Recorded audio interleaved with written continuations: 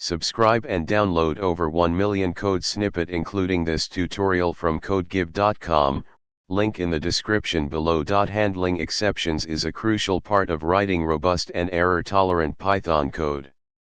When an exception occurs, it's often helpful to obtain a traceback to understand where the error occurred and the sequence of function calls that led to the exception.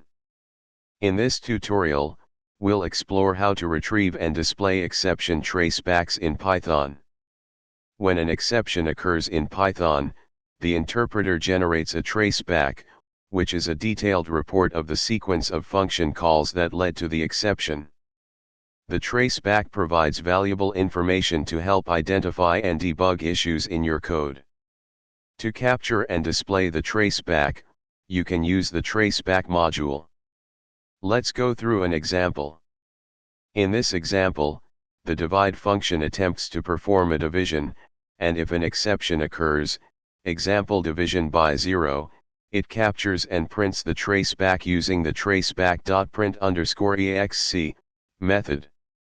You can customize the way the traceback is presented by using the traceback module's functions.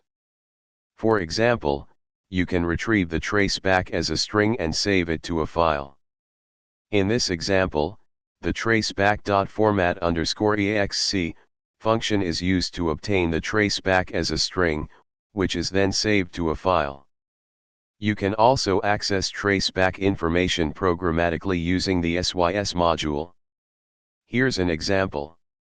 In this example, sys.exe_info is used to obtain the exception type, exception value, and traceback information, which can then be printed or used for further analysis.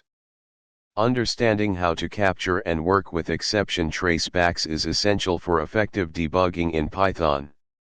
The traceback module provides useful functions to handle and present traceback information, helping you identify and resolve issues in your code. ChatGPT.